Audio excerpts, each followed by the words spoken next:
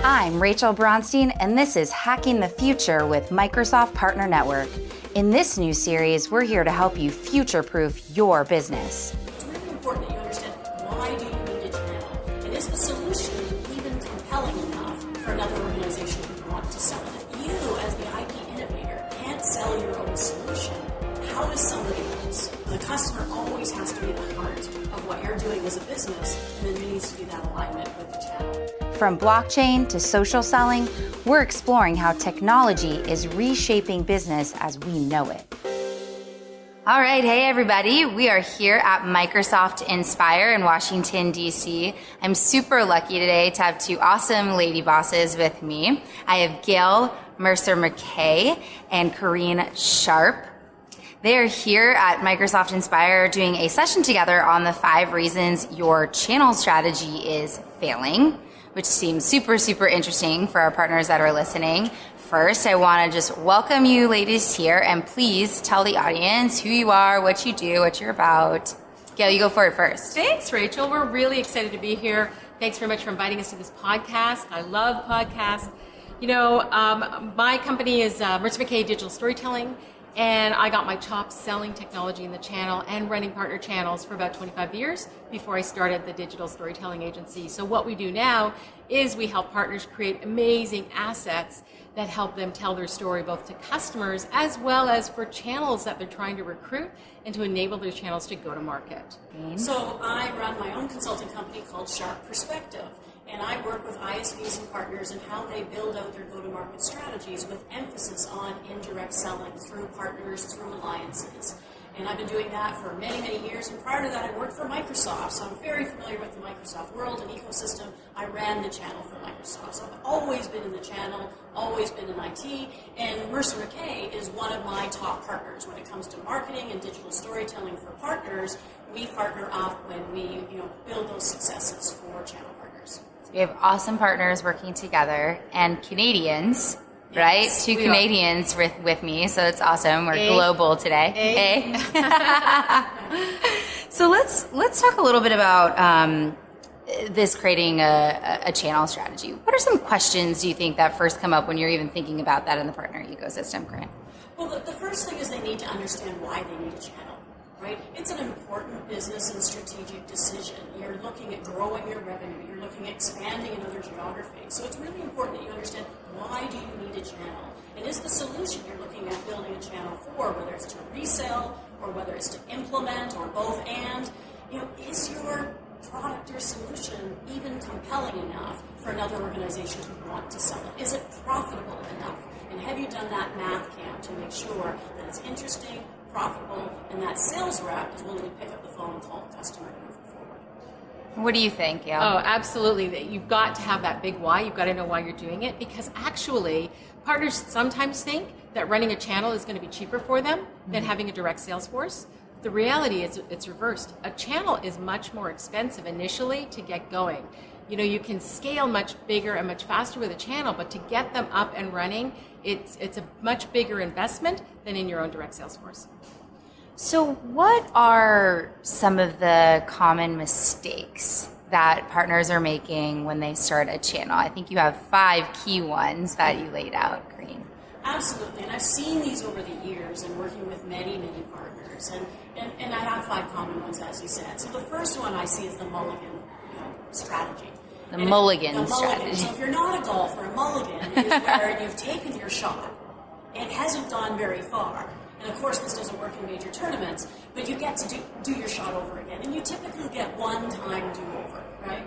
But a mulligan in partner building is that you were out and you've been unsuccessful. Your sales reps haven't been very good at selling your product, or you haven't been able to get the scale. So you go, I'm just going to build a channel and they'll do it for me. And one of the reasons why that is a challenge is if you, as the IP innovator, can't sell your own solution, how does somebody else? Right? So the mulligan strategy just doesn't work. The other one is, you talked about, Gail, no money. We think, well, we don't have any money. We can't hire more sales reps. We just can't move forward. So we'll build a channel. Well, you need that investment to be able to build out a channel and determine, where you're going to play, where you're going to focus. You need to do co-marketing and co-engagement together. And that takes a little bit of time, resource, and money. Another one is the mirror strategy, right? Your product is so beautiful that why wouldn't anybody flock to sell it? And so you just don't have a dose of reality, and you have to be able to step back and put yourself in the partner's shoes to really determine whether your product is compelling for a partner. So how do you know? How do you look yourself in the mirror? Well, the first thing is you have to, look at who you believe your ideal partner would be, right? So what type of organization, where are they located, size, and we actually work with organizations on what that ideal partner criteria is and create a rating system. So instead of going out and trying to find 100 partners, let's go try and find the 5 or 10 that are going to be a perfect match and marriage for your organization. Through that, you're going to be able to explore, is your product relevant to those particular partners? Is it profitable for them? And are they going to incorporate that into their existing business practices? So ideal partner criteria is really, really important. Mm-hmm. And I would add that before you even do that, when you're thinking about the mirror strategy, is you've got to get real and you've got to get honest with yourself. And that starts with a SWOT, a strength, weakness, opportunity, threat. Do a really honest SWOT. And you might have to do a couple of them. So if you do that SWOT, you might look at that SWOT as it aligns to a particular channel, but then you might do a second SWOT around how it aligns to co-selling with Microsoft. Mm-hmm. And it might look slightly different depending on who you want to partner with or who is going to be part of your channel. Absolutely. And another challenge that I think, and whether you're building a channel or you have an existing channel that's struggling, is what I call the leftover issue, right? So we've got this channel, but we've decided that we're going to keep all of the large accounts, and we're going to go direct with those accounts, and we're going to give all the SMB customers to our channel.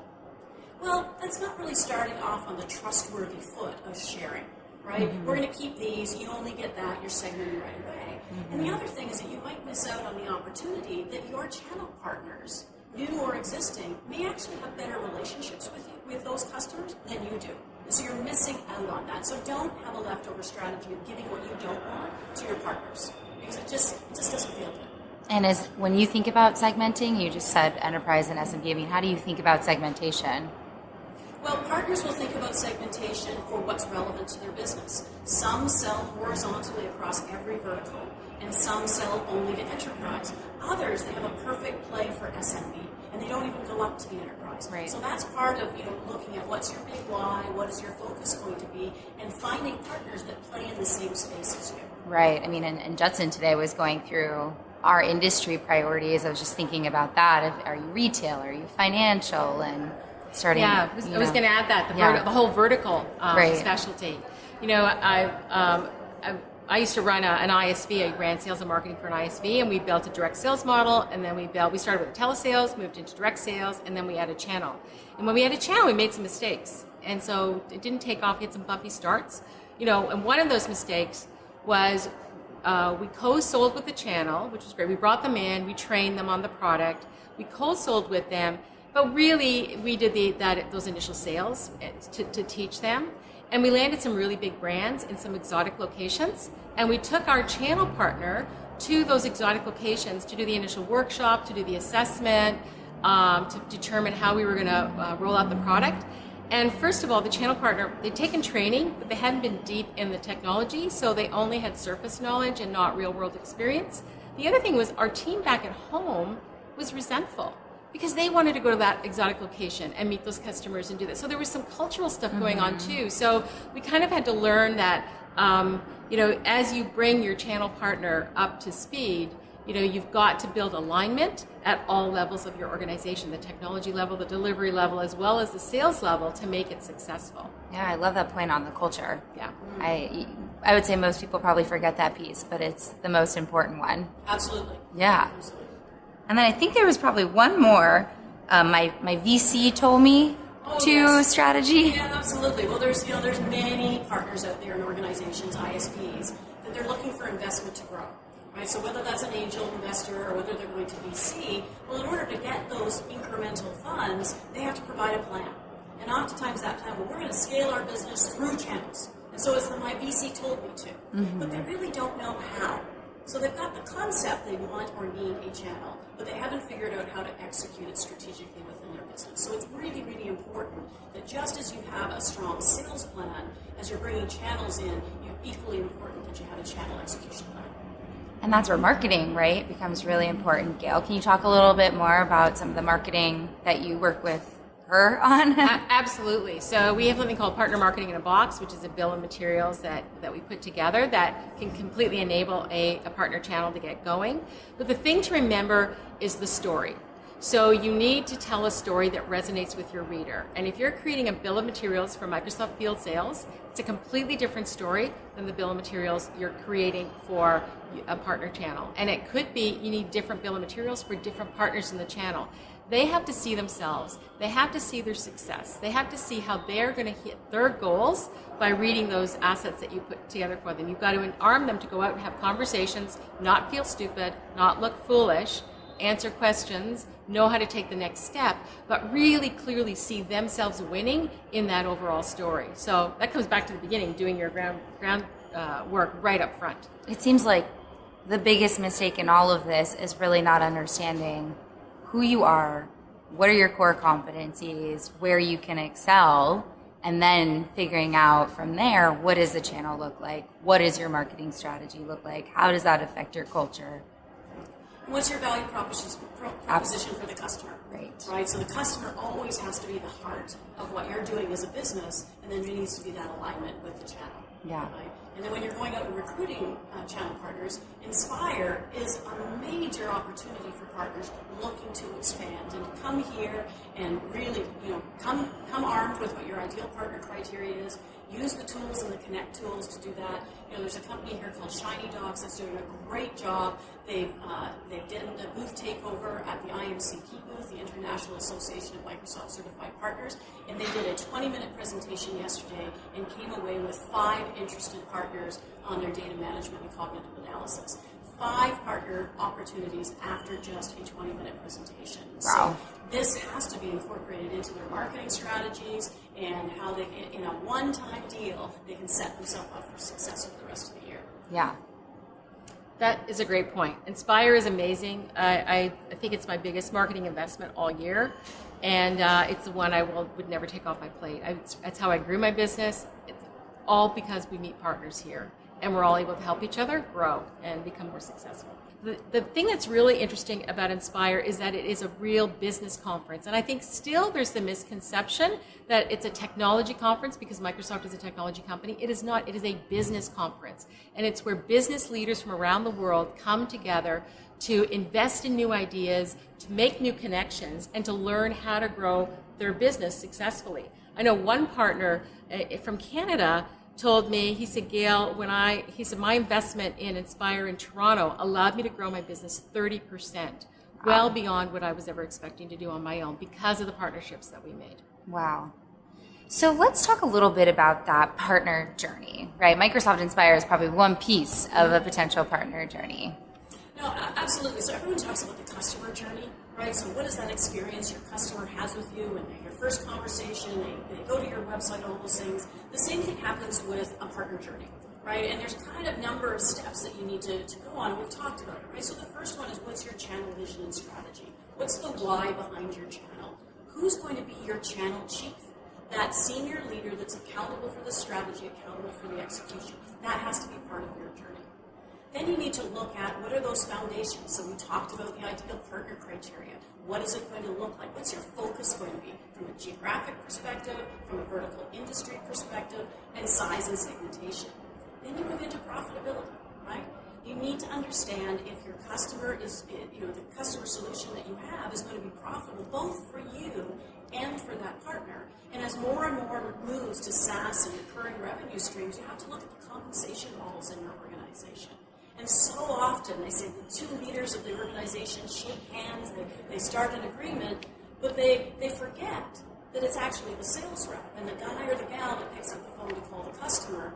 If they're only going to make $100 selling your solution, chances are they're not going to pick up the phone. Right. So, and then they continue on that journey. If you've got a physical product versus a software product, you need to look at all the operations and logistics and working with distributors and how that works globally.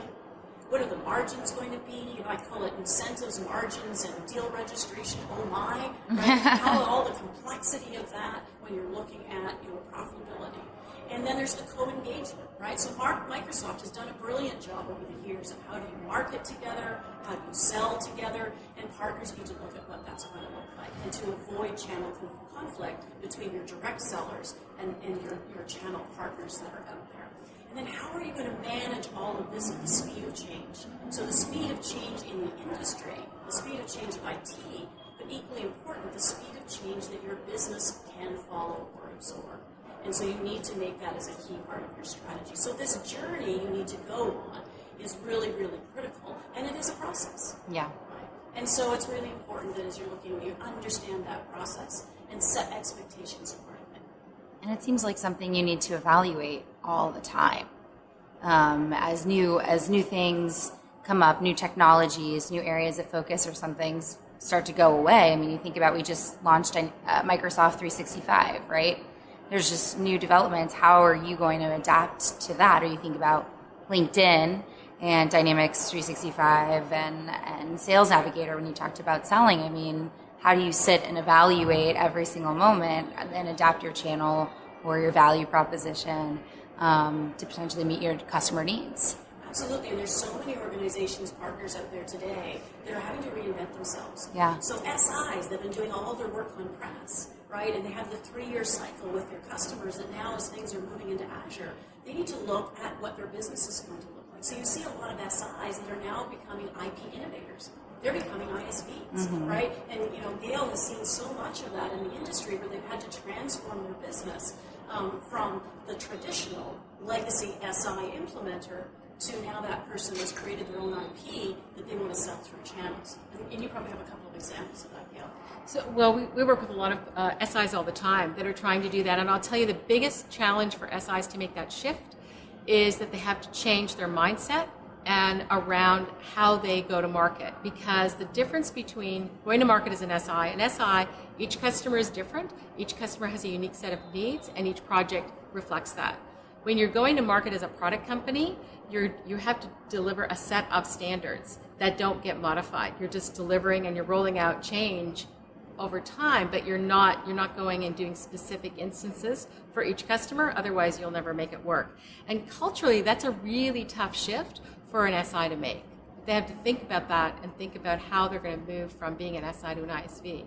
But it's doable. I mean, a lot of SIs are doing it. And where I'm seeing it being more successful is where they're carving it out as its own profit margin, completely separate, and bringing in different people and not using the same people that are running the SI side of the business. Because they got to keep that going. That's where all the revenue's coming in while they ramp up their IP product. I love that point. That's awesome. And we did a podcast with Kevin Conroy, and he was really interesting talking about the pricing, and he totally changed his business. He was an SI, and so listen to that one if you want some more information on that. Yeah, thank you. I want to add one thing, because as Corinne was talking about the partner journey, what I really want to let partners know, I'm just going to put a little plug in for Corinne right now, is that she has a program called Build Your Own Channels. So for most partners, there is not a university that you can go to learn how to build a partnership. You can go to sales school, you can go to other marketing school. There isn't a partner channel school. And Corinne's got a program called Build Your Own Channels, and it's a self-paced program. I think it's 6 or 8 weeks long, and a bunch of partners get on together. And each week they learn something new, and at the end of the 8 weeks, they've got their complete channel strategy built. And it's such a painless way to get your partner channel built and really feel confident and comfortable, because you've got a mentor and a guide along the way, walking you all the way through to the very end. So that's my little plug for Corinne. She didn't know I was going to say that. I thought I'd throw that in for her. Are there any other, walk away from this podcast, a few tips, 2-3 tips you'd say to partners so that they don't, fail in their channel strategy? Well, I think, we've talked about so many, is really step back and understand why it's going to be important for your business. So who you are, what you do, what's the value proposition for the customer, and what's the value proposition for your partners. And then it is a journey, right? And it's not something that you're going to go find a partner and you're going to move forward and they're going to start selling for you in month 1. It may happen, and that's a good thing, but you're building a partnership. And I say it's almost like building a relationship. Yeah. It's kind of like dating. Yeah, right? absolutely. You're gonna have a number of dinners and dates and feel it out. And I use this analogy quite regularly. You just have to make sure you take the time. And as I said, you need to have your channel chief, the person that's going to be designated. And there's so many smaller partners out there. Thank you, Gail, so much for mentioning Build Your Own Channels. Is that, my goal is to reach over 100 ISVs to help them grow their revenue. And the only way we can do that is to help them in a more self-paced learning environment and create a community, because then they can help each other. Right. Oftentimes they're not competitive, but the process of building channels is just that, and they can help each other as well as receive the support from the Build Your Own Channels team. That's awesome. Patience, a little bit of collaboration, a little bit of fun. It's a journey. It's a journey. Life's a destination. journey. Yes. It builds over time. All right. Well, thank you, ladies, for being here. We're super excited to have you on the podcast. Thanks Thanks, very much. Rachel. Thanks so Really much. appreciate it. Bye now. Thanks for listening to Hacking the Future with me, your host, Rachel Braunstein.